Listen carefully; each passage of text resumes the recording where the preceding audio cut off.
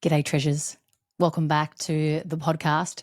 If you're listening, if you're watching this on YouTube, you'll see that there's smoke coming across my screen and I am lighting the most beautiful scented incense thingy. When I was in Sydney in January doing my jumpsuit fitting for the wedding, I walked into this store to buy a smoothie and that was burning. And I said, I just have to have it. And that's what I'm burning. So if you see smoke coming across my screen, that's what that is. And probably to just clear out the, I've been feeling anxious. And then I looked out last night when I was taking the dogs for a walk with Steve and our mates. I looked up at the sky. I'm like, there it is. There's that full moon. And look, I'm not up and about and in and around all the moon and, that kind of world. All I know is that I get affected by it. So anyway, hopefully this incense will, I don't know, do whatever it's meant to fucking do. Anyway, I hope you're well. I hope you're ace. I've had a really beautiful week with Steve and have just been enjoying him and loving him. And he actually went to get a sleep study on Tuesday because he has been snoring quite a lot and it's gotten worse and both of our sleeping has just been rotten. So I'll give you an update on that because when I put up those funny stories of us, a lot of you DM'd me and you're like, me too, this is very relatable. So he did go get a sleep study. We'll see if he's got any type of apnea, but what they could see so far is that he wasn't getting anywhere near enough deep sleep, probably because when he snores, I do gently nudge him and then he wakes up, but then I'm awake too. Anyway, but I've been very in love with him and have also been noticing my filter that I have over my eyes that's filtering reality. So the past week I have felt more on edge. I have felt more enclosed, been doing actually really good with that with our family dynamic and, really adjusting to, okay, cool, this is how it is. And there are people here all the time and that's fine. That's really big for me because if you've been listening to this from the get-go, you'll know that it's been a really big acceptance journey and a really big self-inquiry journey of just how much time I actually need to restore myself, but then how much time I think I need where I then push people away, turn on my ice cold persona because I just don't want to fucking be around people, there's a difference. And I've just been aware of that this week and noticing the filter that I've been putting in front of my eyes, which is then filtering reality, which is then making everyone else the problem, blaming everyone else outside of me and like why I feel enclosed and why I feel like I can't breathe and why I feel suffocated. And then, the practice, which it always is, has been to unfilter and to come back into actual reality that I'm in my home, that there's people in the home and that there's extra people that come in and out of the home. And that's actually it. That is actually it. And then I'm watching, like I said, the story that goes on that then puts the filter on, that then projects meaning onto reality as to why then I can't enjoy reality, right? And I know you're listening to this going, oh, I'm pretty sure I do this a lot, right? You'll do it when you go on dates. You'll do it when you go to work. You'll do it with your partner. You'll do it with your children. You'll do it when you go out with friends. You'll do it when you meet new people. You'll do it when you go out to an event. The reality is there as it is. And then the filters start coming in, warping and morphing reality. And then we don't actually get to experience reality. And so then what we don't do is we don't deal with reality for what it is or face reality for what it is. And instead, we are facing and dealing with reality through the lens of the story, right? And then the meaning we're giving life, other people, etc. And that's pretty fucking Sufferville. That is Sufferville. Because like I said, you're never then with actual reality. So I've been in the practice of that this week, and look, I'm forever in that practice, but I've just been noticing that it's been more heightened. Maybe the moon has heightened it, but or heightened me. But yeah, I've been practicing and coming back, practicing and coming back. And even my youngest bonus daughter, she said to me, she came up and hugged me from behind the other day. And she said, I don't like it when you go cold. And I'm like, oh, I know. I said, I'm sorry. I said, because I give her the framework of dark voice, light voice. I said, my dark voice, I need you to know my dark voice is making it about you, but it's not actually about you. So what's actually happening inside my head is that I've got all these stories, and I'm putting them onto you. And I'm sorry for putting them onto you. So yes, reality checks are always happening. I remember after the wedding, I was like, oh my gosh, I'm going to feel this happy forever. This is such a good feeling. And then that little truth inside of me was like, it's all right. The wave always crashes, my love, or the wave just always tapers out. So enjoy the high and then know that reality is coming. And that's even another thing, after the wedding, that bubble, that love bubble, that, oh my gosh, we're untouchable, we're invincible, yada, yada, yada, that starts to taper down. And then the baseline of reality comes back in. And I remember just observing myself, observing my own ego and my own mind, making reality boring, making reality bad, wanting reality to be different, wanting to chase, back those good feelings or recreate them somehow and force them, as opposed to being with reality, And so many of our fucks go into living in story and, like I said, dealing with reality through our story. And it's like when you go on a date, this is what I used to do when I would go on dates. That person would be sitting across from me, and I would never see the person, at least when I was, old cat, for who they were. I mean, look, even if I had to go back into the dating scene now, at least I could sit there and know that I would be attempting to filter them through my stories, but then also do my best to come back to reality. Whereas before, it was only seeing them through the filters, like, Snapchatting them with the filters or Instagramming them with the filters or TikTok. It'd be the same with reality too. And we all do it. You have to know we all do it. We do it when we see a certain person on the street and we label them something. In reality, it's a human. It's a human being. But then we go and like I said, we filter them, put the filter onto them, and then we go, yep, cool, that's what they are. That's what that is.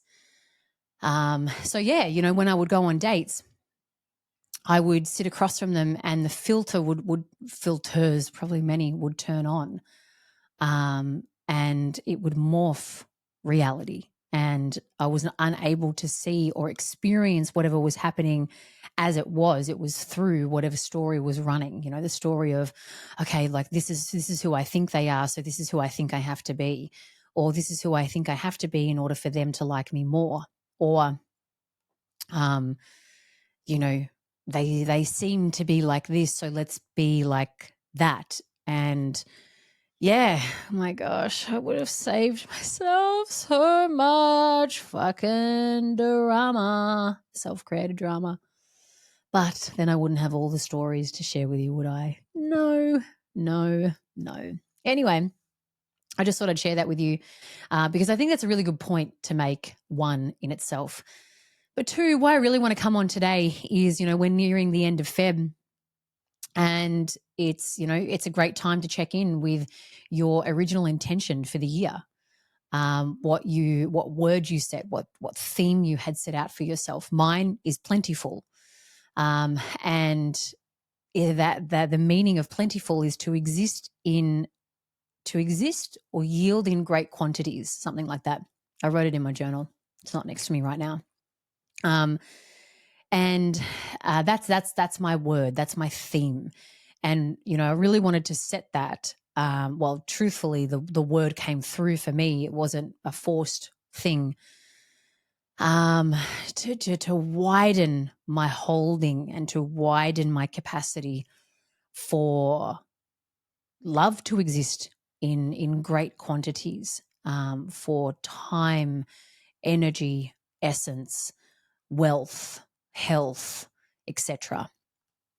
To kind of stretch it to the next arena that I get to play in. And my next best step was to be in the practice of devotion. And that is to be devoted to certain things in my life that will be of benefit, namely of benefit to my essence.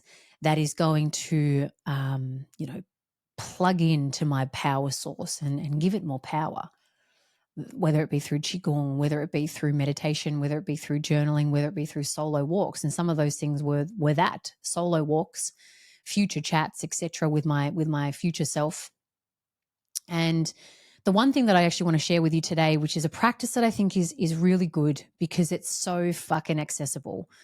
It's the practice of 3 good minutes. That's what I've been in the practice of, in addition to whatever else that I do. 3 good minutes.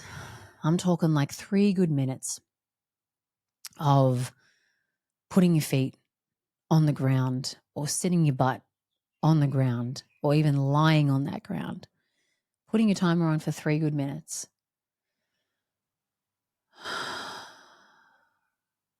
And taking that breath. 3 good minutes looks like me in the middle of the day taking the dogs out for their, 2:30 p.m. Little walk around the canal and a wee and a poo. And then I sit on a bench and it's looking over the canal. And the other day I did it and 3 good minutes, turned my timer on, didn't close my eyes because I need to see what my doggies are up to. My babies. And I just looked in the canal, looked at the water. The sun was on my face. I had bare feet. I typically like to walk barefoot in the middle of the day. And I watched all these little fishies jump out of the water. I'm like, that's cute. Watch these ducks duck dive and their butts and their little feet were flapping in the air. I'm like, that is so cute. Look at all their little tukuses up in the air. So vulnerable. And I just enjoyed that for 3 good minutes. Sometimes that 3 good minutes is still sitting on that same bench and I just watch my dogs just sniff, eat some grass, sniff around. I watch Daisy prance through the long grass because she looks just so adorable, like a little deer. 3 good minutes is something where, you've just got concentrated time to do whatever it is that you want to do. And for example, when I was at Pilates the other day, I got there early, got there at 7:56, and then I laid my mat down, laid my towel down, and I thought, you know what? Until the teacher comes in, which is going to be like 3 and a bit good minutes, I'm going to lay here and I'm going to stretch my body and I'm going to stretch it really nicely, stretch my leg out to the right, out to the left, pull my arms up above my head and give it really yawn open my arms and just be in this stretch for 3 good minutes and nowhere else. And I tell you that practice, it's what it does is it brings you into the moment. Of course, it brings you into the moment. And it doesn't put pressure that you have to be in that moment for 10 minutes, for 12 minutes, for 15 minutes. It doesn't put pressure that it has to be meditation. It could be 3 good minutes of journaling, just writing out a question at the top of your journal. What would serve me and my life at this moment in time? Take a minute, close your eyes, feel, write 3 good minutes. It's concentrated time and it's a great short amount of time, but it gives you a really good plug-in to the present, to you, to your essence. And I tell you what, the more I do it, the more I want to do it, the more I'm like, you know what, I got 3 more good minutes in the morning or in the afternoon. And it's a practice that I am now devoted to. 3 good minutes a day. And if I choose to add to more of that, awesome. But all I ask of myself is that it's 3 good minutes. And see, the reason why, this is important is because my next best step is to be devoted to practices that are going to increase my force field, increase my essence, increase my energy, amplify it. That's probably even a better word, amplify it, so that my magnetism is even more potent and more powerful. And see, to me, that then lends itself to plentiful, to abundance, because my own energy and my own essence is in abundance. My force field is in abundance. And it's up to me to keep it at a level that is abundant, that is plentiful. And so because I do believe in the law of attraction, I do believe that how it is that you are and how it is that you be, the energy that you carry is what you call in. And so, I don't say I take this seriously because I don't want to be serious about it, but I'm committed to my practices. And so this is why I want to share this with you because, like I said, it's towarding the end of February. You set out an intention at the beginning of the year. We get excited. We get pumped. We're like, yes, this year is going to be my year. We all do it. And then a year's a fucking long time, right? It's 12 months. It's like, oh, that goal's long, that intention's long, and it's testing me and it's pushing me and it's pulling me, it's twisting me, it's contorting me. And what generally happens is we lose traction, from where we are to the end outcome that it is that we're intending to embody, to experience in our life. There's imagine an invisible line of tension. And sometimes that tension, we just go, fuck it, can't deal with it today. Fuck it, it's too hard. Doesn't even matter. Plentiful doesn't matter. Being powerful doesn't matter. Being, whatever your word was for the year, doesn't matter. Doesn't matter. And we give in and we give up. And that original intention, it challenges our ego. It challenges our stories. So there it is again, right? You've got your intention as it is, as pure as it is. And then we filter it through our stories and we place meaning onto it and go, fuck plentiful, doesn't even matter. Fuck courage, screw love, screw being content. It's too hard to get because we have to navigate through our own mess and our own junk. Because our junk is constantly wanting to put the filter on and go, no, this is how it is, this is how it is, this is how it is. And that's why many people, they give up. They give up prematurely because the tests are their own tests that are from themselves. I mean, yes, they can also be external with life, are hard. They become hard. And that's why, that's why I love to share what it's like for me, because I want to make it relatable for you so you can see, oh, fuck, okay, she goes through it too. That's why I create the Zero Fucks program, to show you, like, this is what your ego does. But these are some of the things that you can do to enliven your essence and your true nature. And then this is how you continue to navigate both of these forces, your true essence and your ego. I can't hold all of this information in for myself anymore. This is something that I now, it's my calling. It's an assignment, it's my life's assignment to give this, to share this. It matters, peeps. Like, it really matters, because I bet that there are many things at the level of your heart that are seeking expression, that are seeking experience, that are seeking just the light of day, quite simply the light of day. And our egos have their own agenda. The stories that we have inside of us, they hijack the original heart intention. And like I said, filter it, filter reality, filter whatever that intention is. And that filtering can be really powerful. It's no different to like when you see people literally put filters on their face on Instagram, on Snapchat, and on TikTok. Like they're fucking powerful. They're powerful filters. You see it with like AI now. AI is creating humans on Instagram that are models, but they're not real. And then they're getting paid for the model that's not real. Like that's some crazy fucking shit. And you know, I mean, that's just a totally different conversation with how much we are so far. We're getting so much further away from what's natural, from what's real. God, that made me want to cry. Whew. Whoa.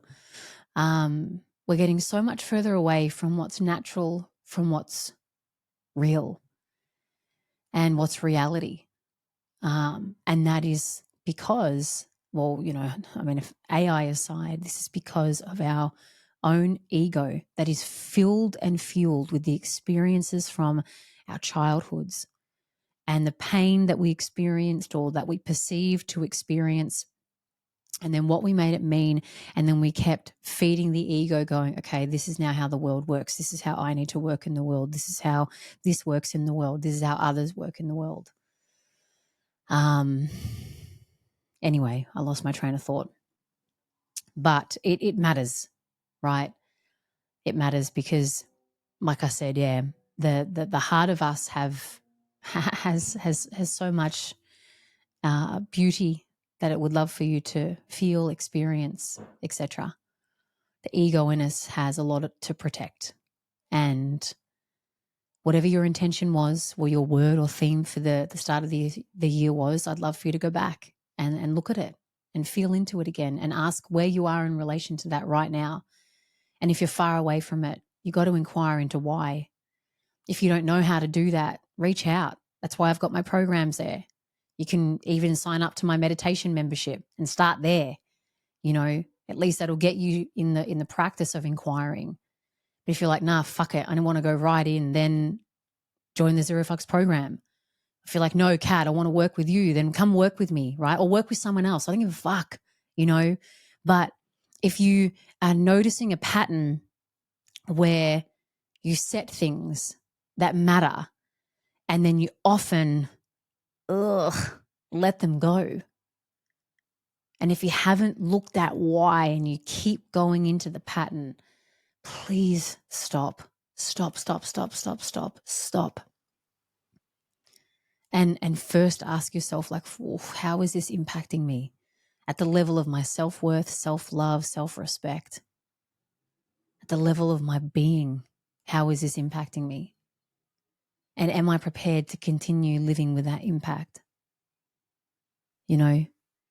So I know that it's like, yeah, we set a theme for the year and here's my next best step, which sounds all beautiful, light and fluffy. But if you look beneath it and if you look at the patterns that go on beneath us not fulfilling that, not able to manage and navigate difficult moments, then, yeah, time to do some work.